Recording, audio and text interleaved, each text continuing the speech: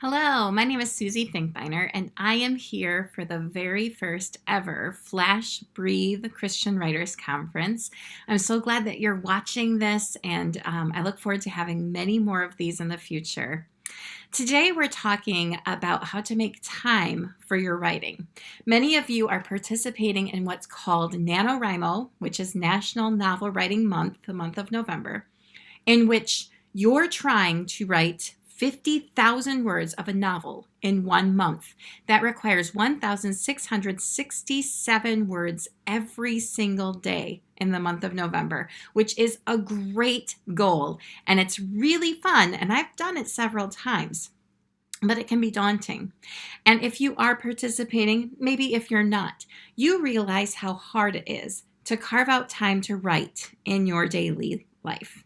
So today we're going to talk about how to do that. I have 5 ways to do that, and at the end we will have a challenge for you to try for this month.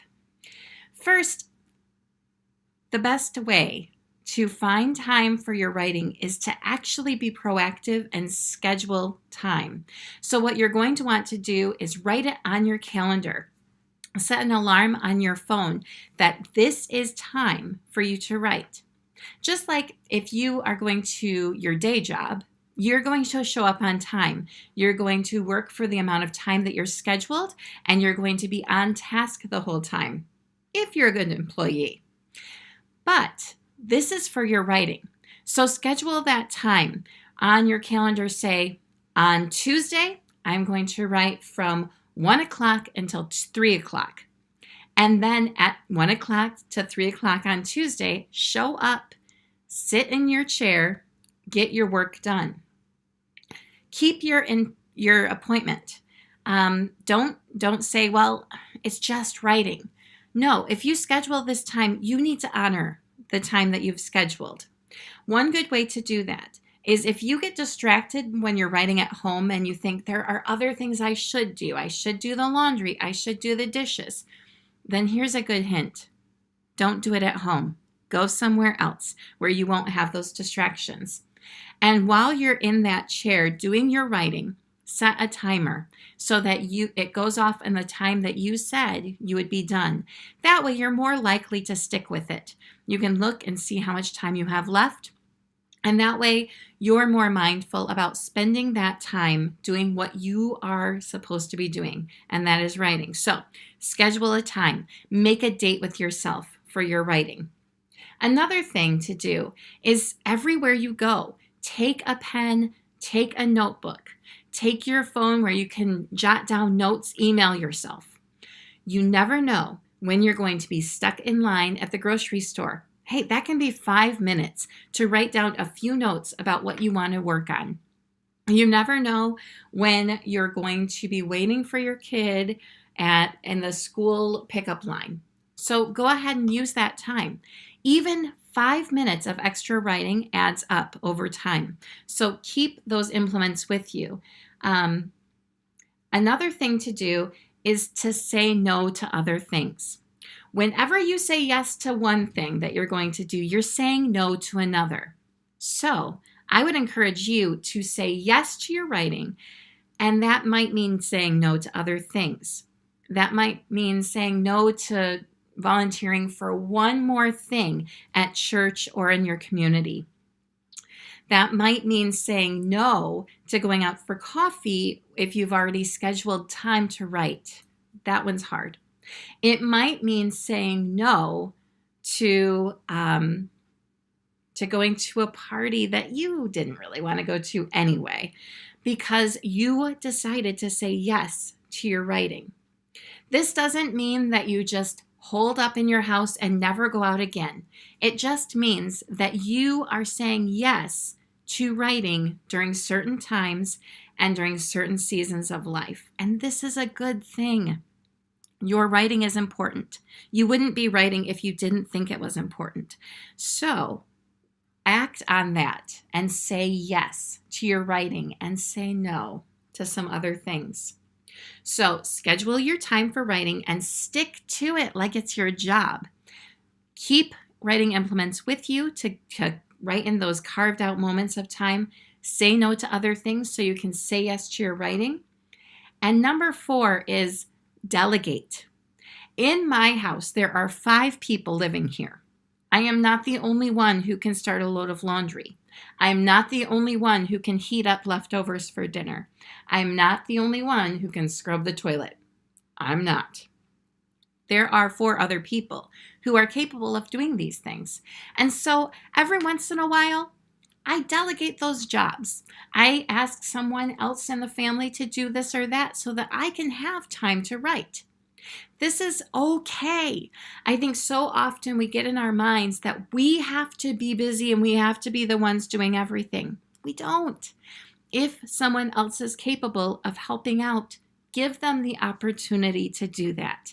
The people in our lives, if they believe in our writing, they believe in giving us that time. They believe in helping us out. So take advantage of their grace and mercy and let them do some things.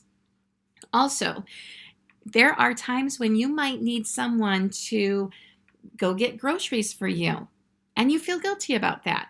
That's okay. Swap and get groceries for them sometime. It's totally fine to swap and trade and barter. For instance, if my neighbor picks up my kids from school during a time when I'm busy writing, then in a time when she's busy doing things for her work, I offer to pick up the slack for her. This is what it's all about, being in community. And so let other people help you out.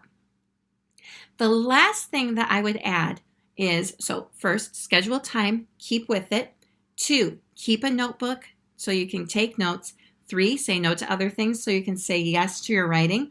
4, delegate. 5, practice discipline. This one actually is the hardest for me. It's hard for me to log off of Facebook. I run 3 different social media pages, including my own. So there are times when I have to be very intentional about not checking it. Turn the notifications off on your phone. You don't need it to buzz every time someone likes the picture of your breakfast. You don't. Turn those notifications off.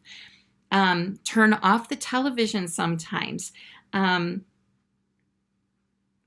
Because the thing is that we have so many things distracting us that it steals from our writing time.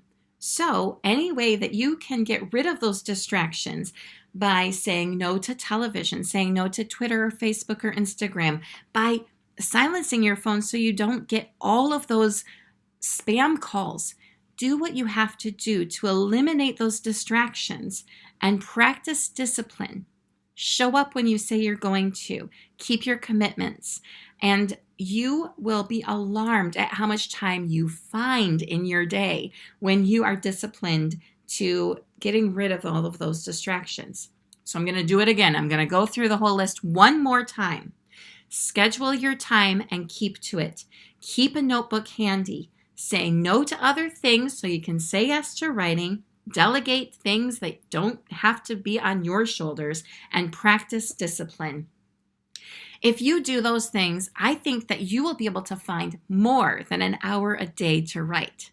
Am I saying that you have to write an hour a day? No. But could you maybe find that amount of time in your day? I think you could. Even the busiest among us have pockets of time that we can find. So here is your challenge. And we will talk about this in 2 weeks on our Twitter conversation. Your challenge is to sit down with your calendar for the next 2 weeks and mark off times within those weeks that are dedicated to writing. Schedule those times. Where are you going to be? When are you going to do these things? And stick with it. Keep these dates. Keep these appointments. I'm asking you to do this for 2 weeks. That's all. And then during this time, when you're scheduling your writing and keeping to it, I want you to keep a little bit of a journal. You don't need to write paragraphs. You don't need to write pages. All I'm asking is for you to write 1 to 2 sentences every day after you keep your writing assigned time. Once you keep your date with your writing, write about how it's going, spending this dedicated time writing. What are the challenges that you're facing? And also, how does it feel to have this time dedicated just to writing. And then we will have a Twitter conversation using the hashtag BCWC, #BCWC. On Twitter, we will have a discussion about how this went. I am so excited for you. I believe in your writing, and I believe that your writing deserves this amount of time.